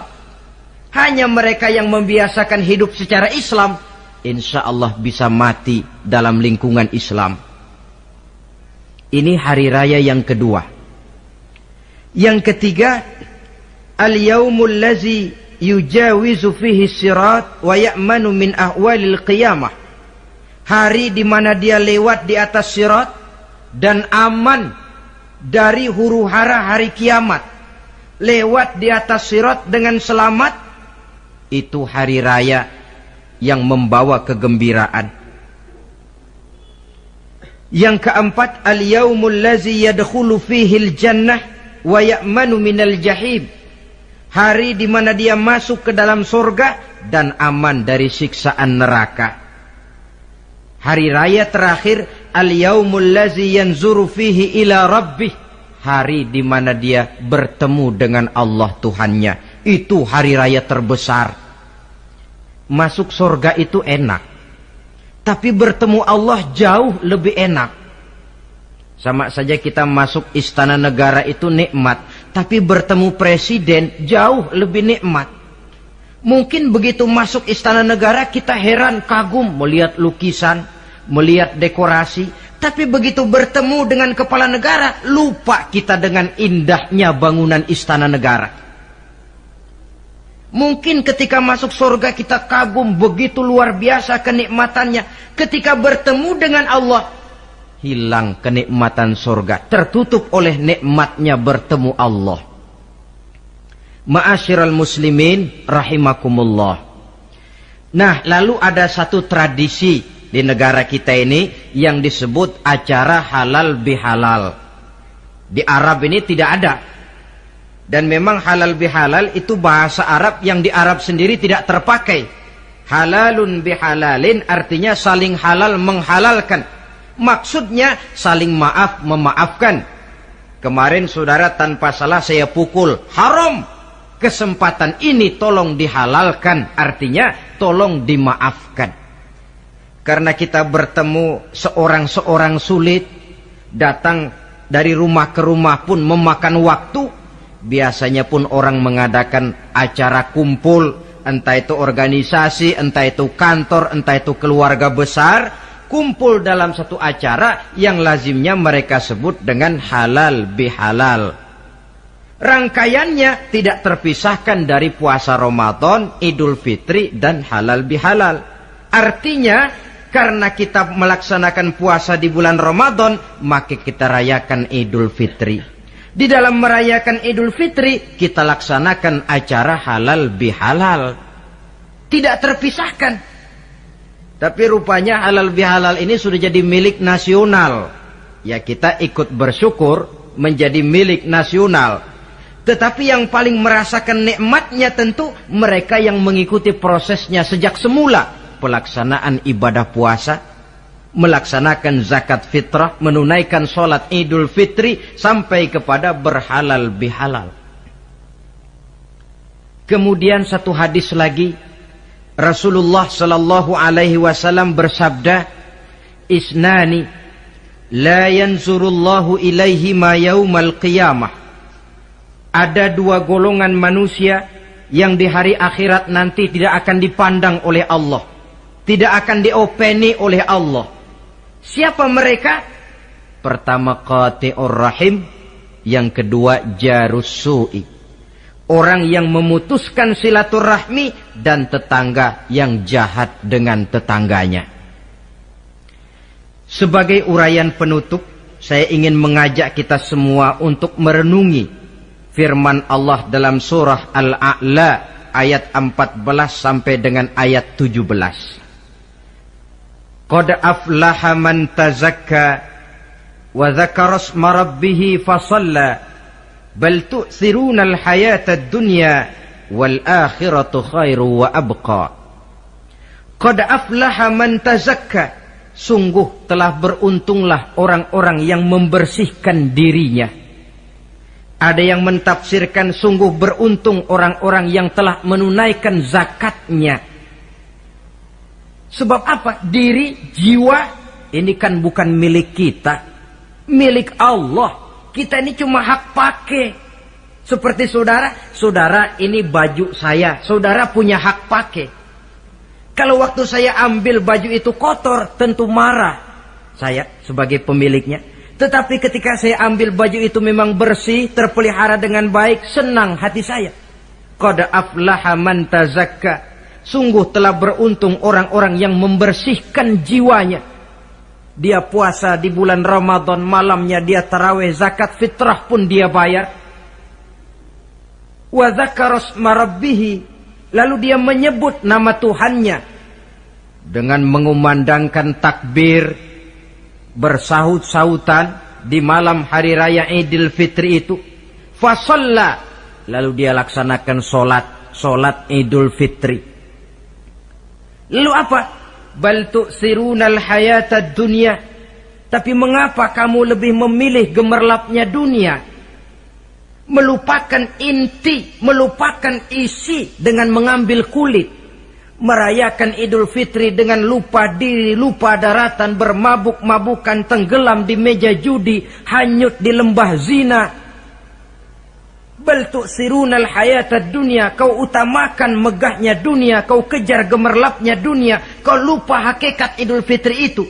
Wal akhiratu khairun wa abqa, padahal akhirat itu lebih baik dan lebih kekal bagi kamu. Dunia yang segala kemampuan yang ada kita kerahkan untuk mengejarnya merupakan kenikmatan yang kalau ketimbang kenikmatan akhirat, berapalah lamanya? Umur orang sekarang paling panjang 80 tahun. Jarang yang sampai 100. Jadi kalau Nabi mengatakan ad-dunya sijnul mu'min wa jannatul kafir, dunia adalah penjara bagi orang mukmin dan surga bagi orang kafir, itu betul. Yang salah kadang-kadang hadis ini digunakan sebagai senjata untuk menghantam orang Islam menjadi lemah. Dunia penjara bagi orang mukmin. Apanya yang dipenjara? Nafsunya. Dalam kehidupan di dunia ini, seorang mukmin tidak bebas memperturutkan hawa nafsunya, dipenjara nafsunya. Wa jannatul kafir, tapi dunia ini surga bagi orang kafir. Tidak lagi merupakan penjara, dia bebas memperturutkan hawa nafsunya. Dilarang tidak terlarang, dicegah pun tidak tercegah. Kalau habislah dunia, habislah sudah surganya sampai di situ. Bila datang ajal, selesailah sudah kesenangannya sampai di situ. Saudara-saudara, ma'asyiral muslimin rahimakumullah. Oleh karena itu, janganlah di dalam merayakan Idul Fitri ini kita mengutamakan kulit dengan melepaskan isinya. Hari raya fitrah, hari raya kesucian yang seharusnya dirayakan dalam suasana kesucian, jangan dinodai dengan perbuatan-perbuatan kotor yang akan mengundang dosa di dalam kehidupan kita. Sehingga 1 bulan latihan di dalam Ramadan ini mewarnai kehidupan kita 11 bulan berikutnya. Tanda bahwa latihan berhasil. Keluar Ramadan, gaya hidup kita makin baik. Ada kesinambungan. Jangan cuma Ramadan bisa sabar, selesai Ramadan selesai sabarnya. Ramadan rajin ke masjid, selesai Ramadan selesai rajinnya. Ramadan cinta kepada yatim piatu dan fakir miskin, selesai Ramadan malah kejam kepada yatim dan orang-orang miskin. Latihan tidak akan membawa hasil seperti yang diharapkan. Puncaknya, tercapailah tujuan daripada pelaksanaan ibadah puasa, la'allakum tattaqun, agar dengan pelaksanaan ibadah puasa kamu menjadi manusia yang bertakwa kepada Allah. Bukankah di sini harga dan nilai daripada manusia? Jadi puasa dengan kemampuan mengendalikan diri, dengan kesederhanaan, dengan disiplin, dengan cinta kepada fakir miskin, seluruhnya bertujuan membentuk manusia yang bertakwa. Dan saya yakin bukan suatu kebetulan kalau di dalam GBHN, garis besar haluan negara kita, dirumuskan bahwa tujuan pendidikan di Indonesia membentuk manusia yang bertakwa kepada Tuhan yang Maha Esa. Saya yakin itu bukan kebetulan. Saya percaya itu bukan hasil lamunan, karena yang duduk di DPR, MPR orang bonafid semua. Tujuan pendidikan, apapun nama pendidikan itu, harus mengarahkan, membawa manusia Indonesia menjadi orang yang bertakwa kepada Tuhan. Dan dalam artian kita, takwa itu tidak lain kemampuan melaksanakan segala yang diperintah Allah dan kesanggupan menjauhi segala yang dilarangnya. Ma'asyiral muslimin rahimakumullah. Karena itu saya ingat benar, orang-orang tua kita itu betul. Kalau dia berlebaran, dia bawa anaknya yang kecil-kecil itu ke rumah keluarga, sanak familinya, diperkenalkan. Ini bibimu, yang itu pamanmu, sebelah sana tuh kakekmu. Apa yang kita ingat di waktu kecil akan tertanam sampai kita besar. Istilahnya tidak kehilangan obor. Tahu keluarga, kenal sanak famili. Yang terjadi zaman sekarang, kadang-kadang ipar dengan ipar berkelahi, keponakan dengan keponakan bermain hantam. Kenapa? Hilang obor, tidak ada yang memberikan penyuluhan bahwa dia masih keluargamu. Apa latar belakangnya? Kurangnya silaturahmi. Apalagi remaja sekarang kalau diajak pergi berlebaran kuno keragunan saja ngelihat uak. Ya tidak ada salahnya toh, rekreasi persilakan. Keragunan kah, ke Taman Mini kah, ke Taman Impian Jaya Ancol kah. Tetapi silaturahmi ini utamakan. Kunjungi keluarga, kunjungi sanak famili, handai tolan. Sebab apabila silaturahmi ini sudah retak, pada akhirnya kita kehilangan obor. Manakala sudah kehilangan obor, boleh jadi kita tidak akan saling mengenal satu dengan lainnya. Bukankah adat hidup katanya tolong menolong? Bila kita merupakan satu keluarga besar, mungkin ada kelemahan di bidang pendidikan, yang lain maju di bidang ekonomi, saling membantu sehingga terwujud di mana yang satu menunjang kemajuan bagi yang lainnya. Saudara-saudara, inilah pembicaraan kita pada pertemuan kita kali ini. Dengan harapan tentunya, mudah-mudahan kita benar-benar masuk dalam kelompok minal aidina wal faizin wa kullu amin wa antum bi khair. Termasuk orang yang kembali suci kepada fitrah, beruntung, dan amalan ibadah kita diterima oleh Allah Subhanahu wa taala. Sekian dan demikian, terima kasih atas segala perhatian, mohon maaf atas segala kekurangan. Usikum wa nafsi bitaqwallah. Wassalamualaikum warahmatullahi wabarakatuh. Waalaikumsalam warahmatullahi wabarakatuh.